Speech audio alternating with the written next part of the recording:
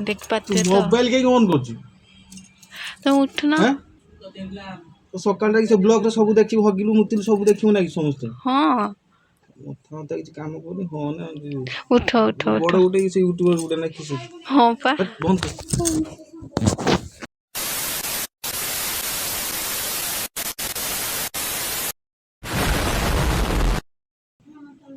उठ ना कुट हला तमे सब लुक हला तमे उठ तो उठ। आप मात्र कहउछ रे मु हला सब टेंशन दोज मथा हाय फ्रेंड्स जय जगन्नाथ शुभ सकाळ आ गोटे नुआ फ्रेश ब्लॉग को आपण मानक स्वागत जनावछि।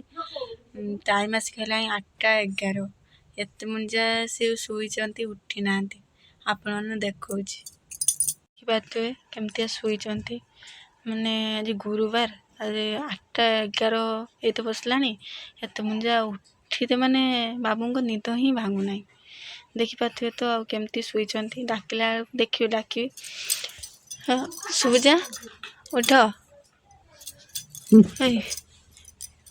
उठ देख पार्छने केमतिया माने रिएक्शन तांकर आसछि मान थोरे जदि ये सुइले गला माने उठियाटा मानक बहुत कष्ट आज गुरुवार केमती सुइचन उठ उठ उठ रोडिए उठ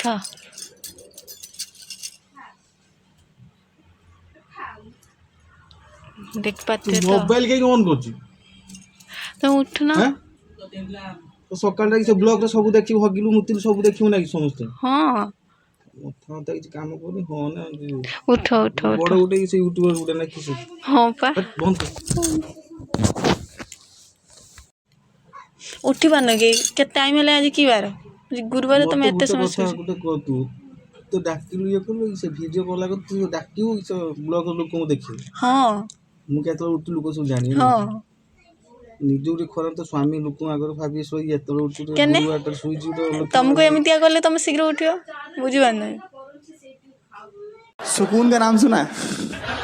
हाय हाय इतना सुकून। उठ उठ ना कुट हला तमे सब लुक हला तमे उठ तो आप उठ। मात्र कहउछ रे मु हला सब टेंशन दोज मथा तू घर को जान हम पळेबे अगरे घर को चल हम पळेबे देख पाते तो से केमितिया माने जाउचंती ताଙ୍କ रिएक्शन देख पाते एठी हमरो माने खाउचंती सब सकाळ नाही बसचने खाया पाई सोई बसचंती बंटी खाउछु हमारे यहाँ ऐसा ही होता है।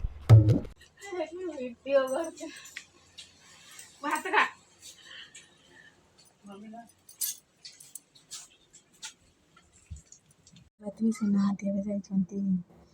माने मुह धोया पाई एते समय पर उठी जाइछंती बाबू मुह धोया पाई आसचंती से अपन एमती वीडियो कंटिन्यू करबो।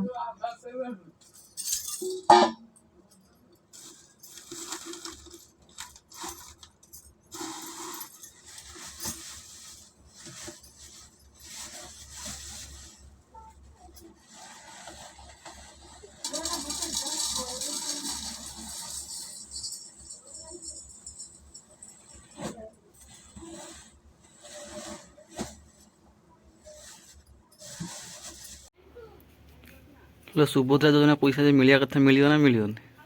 मते मिलियोनी तोर पर 21 वर्ष ही 21 से हेले मो आधार कार्ड के ठीक नाही ना तुम मान को दवा कथा नुह से किए आई मोहन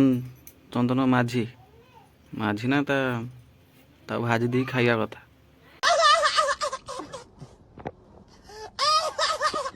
तो देखी पारे सकाल सकाल मामुनी रोषे करने आलू सोयाबीन टमाटो रोषे कि सब टमाटो कषा हम पखाड़ खिया दीपर को देखा किस हम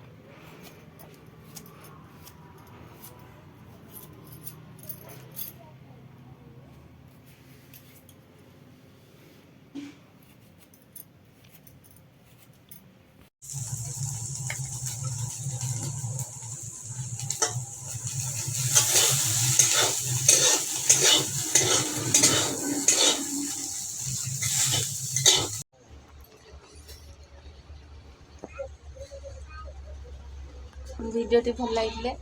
লাইক କରିବେ, କମେଣ୍ଟ କରିବେ,